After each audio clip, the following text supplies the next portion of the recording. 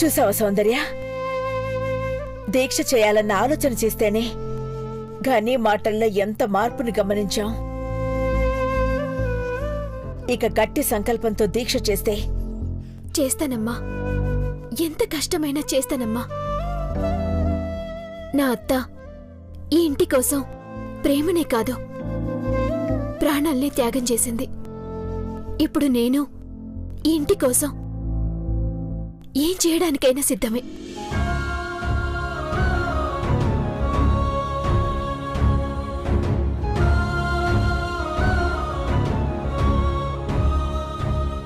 గట్టి సంకల్పానికి కానిదేదీ లేదమ్మా. అభిని ఇంటికి తీసుకురానికి ఏ పూజకైనా, ఎట్లాంటి వ్రతానికైనా, ఎంతటి హోమానికైనా నేను రెడీ. నీ పట్టుదలకి ఆ దైవం తోడుంటుంది తల్లి. నీ ప్రేమను నువ్వు సాధిస్తావు. శుభం భూయాత్.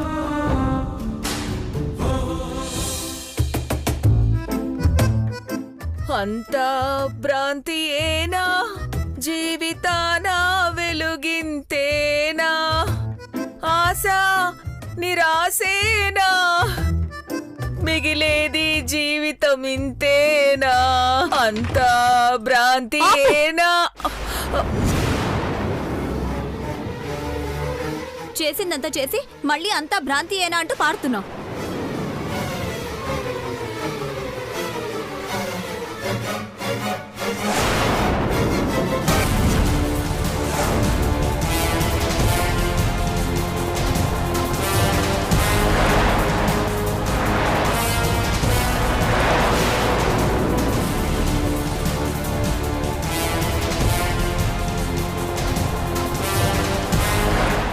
చూడవే, ఇన్నిసార్లు వేశాను, ఒక్కసారైనా 6 పడిందా? దానికెలా పడిందే 6? ఆపుతావా నీ ఆరుగోలా? చెత్త ప్లాన్లు వేసి ప్రాణాల మీదకు తీసుకొస్తావు. నాది చెత్త ప్లాన్ కాదే, దాని సంకల్పం గట్టిది. అందుకే మనకి దుస్థితి. దాని సంకల్పం ఏమిటో గాని నువ్వు మాత్రం అరటిపండు వల్చి నోట్లో పెట్టినట్టు దాని చేతికి గవ్వలు అందించి వీర వనితలా తీర్చిదిద్దుతున్నావు కదా. అది కాదే మనవరాలా, ఏం చేసినా 6 పడదంటే పడదని ప్రగర్భాలు పలికావు. చివరికి ఏమైంది? నిజంగా పడో చైత్ర, కావాలంటే నువ్వు వేసి చూడు. ఇదిగో.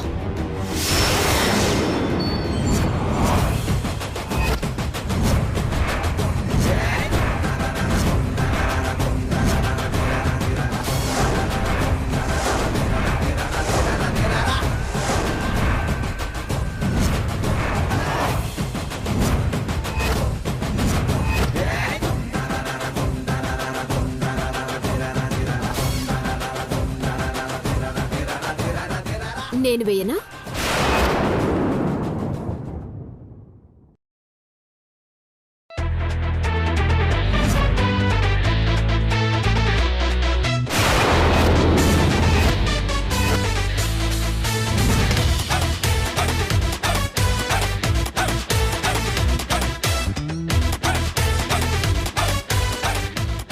నా ఆలోచనలు నా వాళ్ళ మంచినే కోరుతున్నాయి.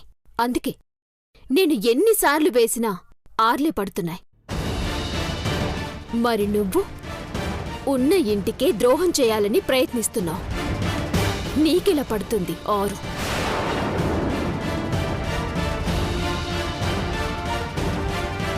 సౌందర్య, ఏం చేస్తున్నారు? చూడండి ఆంటీ, 6 పడకుండా గవ్వలలో ఒక గవ్వని పాడు చేసి తెచ్చి నా చేత 6 వేయించాలని చూస్తున్నారు. చాలే ఆపు. నేను అలా చేస్తే నీ కారెలా పడింది? ఆపండి ఆంటీ, సౌందర్య చెప్పేది నిజమేనా? ఉండవమ్మా ఐశ్వర్య, ఇంత దాన్ని అంత ఊహిస్తావు. నిజంగా సౌందర్య చెప్పినట్టు చేస్తే కింద 6 ఎలా పడింది? ఈ సౌందర్యకి ముందు నుంచి నేనంటే గిట్టదు. అందుకే లేనిపోని అబాండాలు వేస్తోంది. గిట్టంది సౌందర్య కాదు, నీకు.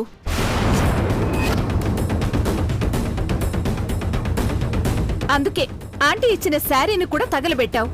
కానీ ఒక్క విషయం గుర్తు పెట్టుకోండి, మీరు ఎన్ని ప్లాన్లు వేసినా అభిని ఆంటీ ఇంటికి తీసుకొస్తారు. ఇంకేవైనా నిందలుంటే అవి కూడా చెప్పమ్మా. అభి ఇంటికి రాకపోవడానికి మూలం ఇది.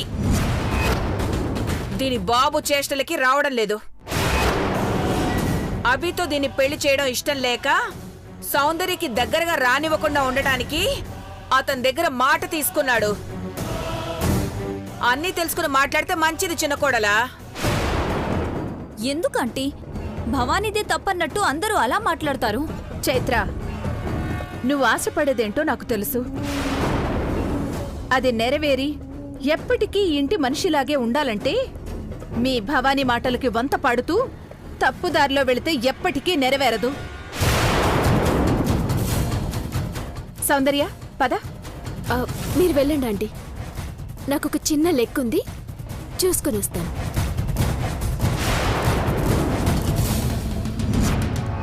ఆంటీ, ఇంట్లో అందరూ కలిసిమెలిసి ఉండాలని మీ తప్పులన్నింటినీ క్షమించారు అఖిల ఆంటీ. కానీ మీరు మారకుండా ఇలాగే ప్రవర్తిస్తే విసిగిపోయిన ఆంటీ మిమ్మల్ని కలుపు మొక్కల్లా ఇంటి నుండి పీకి పారేస్తే మీ గతి ఏమవుతుందో ఆలోచించుకోండి. అసలు నేనేం చేశాను ఐశ్వర్య? మీరేమీ చెయ్యకపోతే వచ్చే నష్టమేమీ లేదు. కానీ మీరు తప్పు చేశారని ఆంటీకి తెలిస్తే ఆది పరాశక్తి అవతారంలో చూసే ధైర్యం మీకుందా?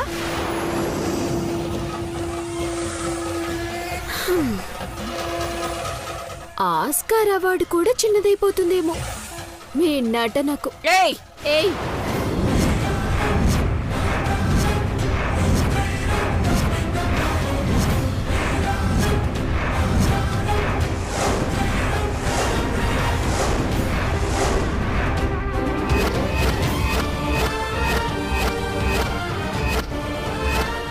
ఏం చేయలేవు నాన్న.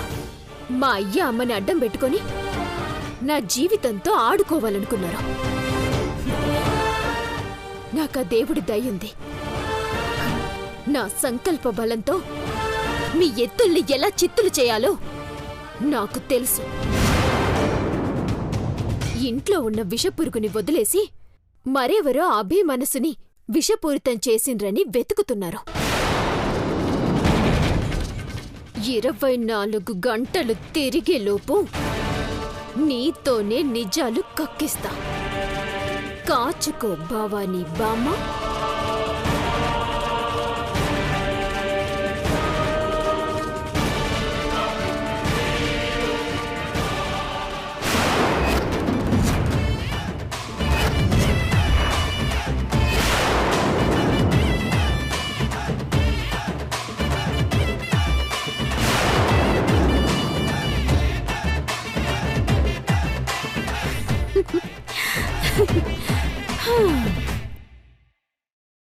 ఏ మార్చడం నీ సొత్తు కాదు. నేను మొదలు పెడితే ఇదిగో ఫలితం ఇలాగే ఉంటుంది.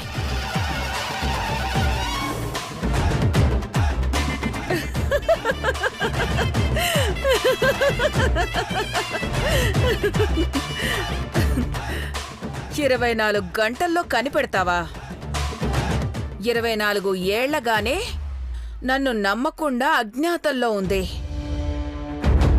ఇక నువ్వు నిరూపిస్తావా? చూస్తానుగా. ఎవరు భవానీ? నీలాంబరి. నేను ఊహించింది నిజమైతే అభికి అఖిలక్క మీద ద్వేషాన్ని నూరిపోసింది తనే అయ్యుండాలి. ముందు మనం ఆ నీలాంబరి జాడ తెలుసుకోవాలి. సౌందర్య బెదిరింపులకి భయపడి నిజం చెప్పడానికా? పోసిన పిచ్చి మనవరాలా? దానికోసం కాదే, మనం బలం పుంజుకొని దాన్ని ఇంటి నుంచి వెళ్ళగొట్టడానికి. భవానీ, నీ ఆలోచనలు వింటుంటే భయమేస్తుంది. ఐశ్వర్య ఆంటీ మాటలు విన్నావు కదా? అది వానపావు. ఈ ఇంటి రెండో కోడలుగా బుసలు కొట్టడమే గాని కాటు వెయ్యలేదు. అందుకే నిన్ను ఈ ఇంటి పెద్ద కోడల్ని చెయ్యాలనేదే నా ఆరాటం. ముందు ఆ సౌందర్య తలపొగరు దించాలి. ప్రేమ విఫలమై కుక్కిన పేనులో గదిలో పడుండేది ఏం చూసుకొని ఇలా రెచ్చిపోతుందో తెలుసుకోవాలి. ఈసారి మనం కొట్టే దెబ్బకు దిమ్మ తిరిగి తేరుకోలేకుండా పోవాలది.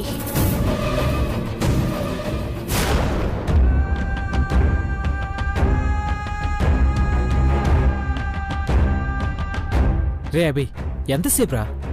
అందరికీ అన్నీ నచ్చాలంటే కాదు కదా. అవుతుందిరా. వాళ్ళకి కావాల్సింది వాళ్ళకిచ్చినప్పుడే మనసు ఆనందపడుతుంది, ముఖంలో చిరునవ్వు చిందులేస్తుంది. ఎవరో వచ్చి మన మొహాన ముష్టి వేసినట్టు వేసిపోవడం కాదు. ఇక్కడున్న పిల్లలందరికీ వారికి నచ్చేవే అందివ్వాలి.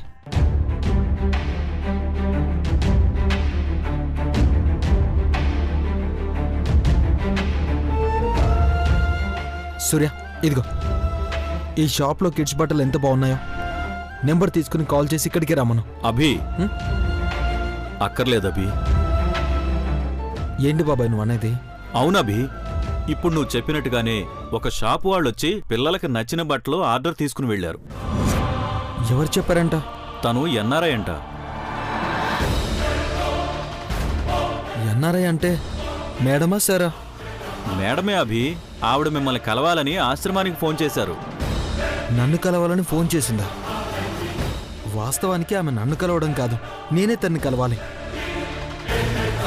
ఇలాంటి వాళ్ళ కోసమే ఎన్నో రోజులుగా ఎదురు చూస్తున్నాను. తను ఎందుకు వచ్చిందో? తను అమ్మా ఫౌండేషన్ నుంచి వచ్చింది బాబు.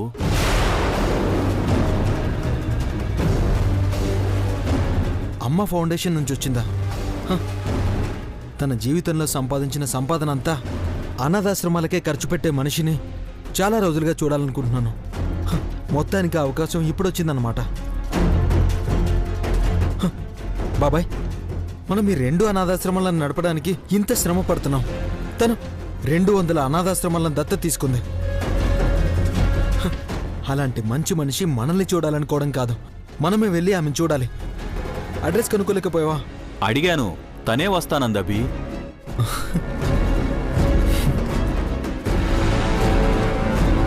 నాకు చాలా హ్యాపీగా ఉంది బాబాయ్. అంతమంది పిల్లలకి అమ్మగా ఉన్నా ఆ అమ్మని చూడబోతున్నందుకు చాలా హ్యాపీగా ఉంది. బాబాయ్, తను మన దగ్గరికి రావడం కాదు, మనమే వెళ్దాం. ఎక్కడుందో ఏమో ఫోన్ చేసి కనుక్కో బాబాయ్. అలాగే బాబు. హలో,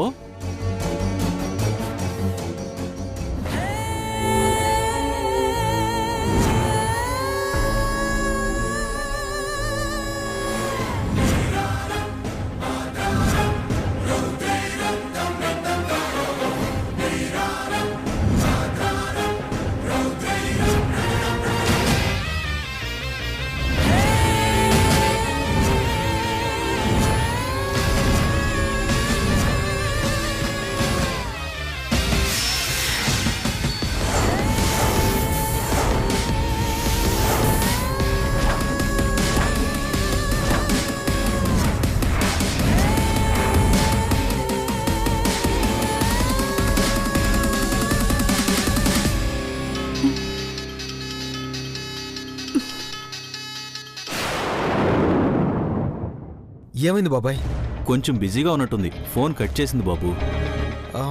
సర్లే బాబాయ్, నువ్వే తర్వాత కాల్ చేయి.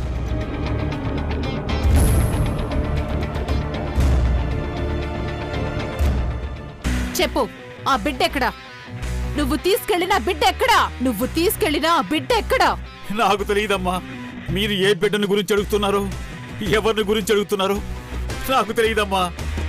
నీకు తెలుసని నాకు తెలుసు. చెప్పు. 25 ఏళ్ల క్రిందట మంటల్లో నుంచి తప్పించుకున్న బిడ్డ నువ్వు తీసుకెళ్లావని నాకు తెలుసు. చెప్పు, ఎక్కడున్నాడు? మీకు దండం పెడతానమ్మా, మీరేమడుగుతున్నారో నాకు అర్థం కావట్లేదమ్మా. నిన్నటి విషయమే నాకు గుర్తుండు చావదు. 25 ఏళ్ల కిందంటున్నారు, ఇంకెక్కడ గుర్తుంటుందమ్మా? గుర్తుండాలి, లేదంటే ఈ గుండు నీ గుండెల్లోకి దిగుతుంది. జాగ్రత్త. అమ్మో, చంపేసేలాగుంది. ఇప్పుడు ఏం చేయాలి నాకేం అర్థం కావటం లేదు. ఎలా తప్పించుకోవాలి, ఎలా నమ్మించాలి ఈమెను?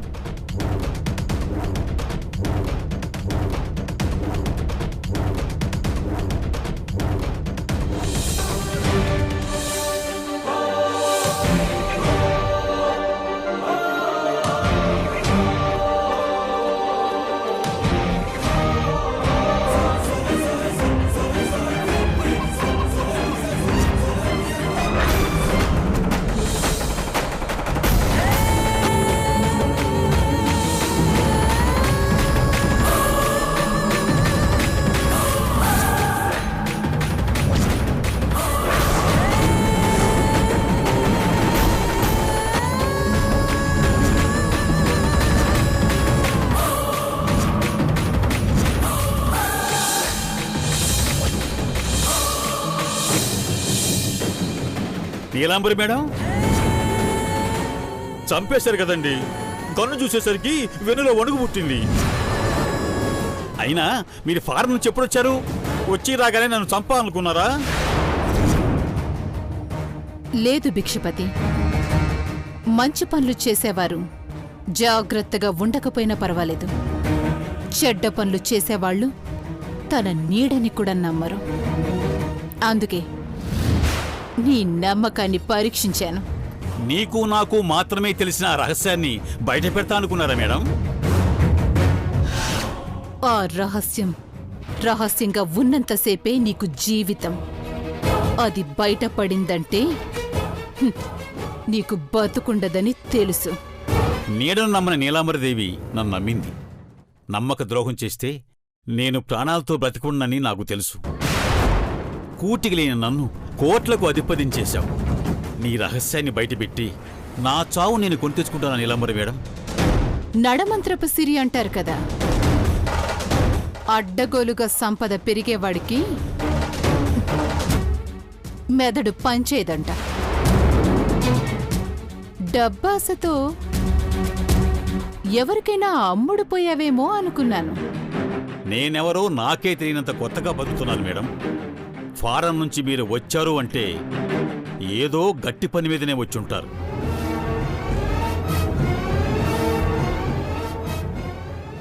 ఇరవై 25 ఏళ్ల క్రిందట మొదలెట్టి వదిలేసిన ఆట ముగించే సమయం వచ్చింది భిక్షపతి. అందుకే వచ్చా. ఎంతో మంది అనాథ పిల్లలకు అమ్మగా ఉన్న నేను ఇన్నేళ్ల నా అజ్ఞాతవాసానికి కారణమైన వారిని బలి తీసుకునే సమయం వచ్చింది. కాబట్టి నేను బయటకొచ్చాను భిక్షపతి. నీలాంబరి మేడం నీడలా ఉన్నా ఆ నీడకే వెలుగెక్కువ. ఇక నుంచి ఈ భిక్షపతి మీ నీడలా ఉంటాడు మేడం. సరే వెళ్దాం పద. అనాథ శరణాలయానికి అభి దగ్గరికి.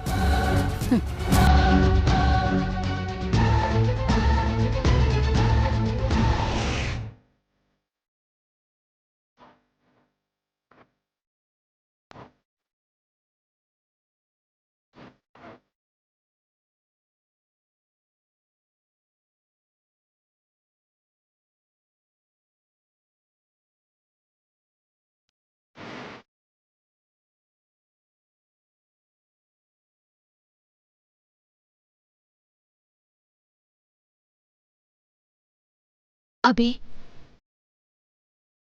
ఆ కుటుంబంపై నువ్వెంత కోపంగా ఉన్నా నీ మనసులో ఏదో ఓ మూలన ప్రేముంది. అందుకే ఈ ఫోటో ఇంకా ఇక్కడే ఉంచావు. మన ప్రేమకి అర్థం, పరమార్థం ఉండాలంటే నేను చేయాల్సిన ముఖ్యమైన పని నిన్ను ఆ ఇంటికి చేర్చడం. నీలో ఆ ఇంటిపై ఉన్న ద్వేషాన్ని ప్రేమగా మారుస్తా.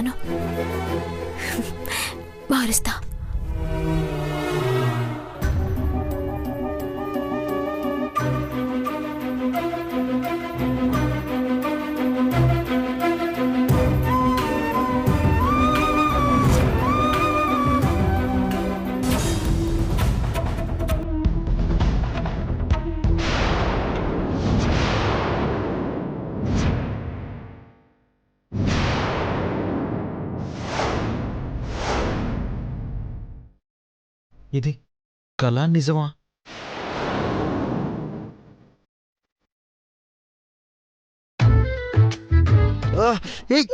కల కాదు, నిజం. ఏ ఎందుకట్లా అంటున్నావు? ఎప్పటికీ ఇట్లా ఇక్కడికి రాననుకున్నావా? సౌందర్య, నిన్నిలా చూస్తుంటే చూస్తుంటే చెప్పు. ఏం లేదు, చాలా హ్యాపీగా అనిపిస్తుంది. కానీ నిన్నిలా చూస్తుంటే ఎట్లా మారిపోయినా చూసినావా? నువ్వే చెప్పినావు కదా అభి, అందరి ఆమోదంతోనే మన పెళ్లి జరుగుతుందని? అది నిజమయ్యే రోజు దగ్గరలోనే ఉంది. ఎందుకంటే ఎప్పటికీ మారడు అనుకున్న గని సైతం మన పెళ్లి విషయంలో మారిపోయిండు. అన్ని మారిపోయాయి.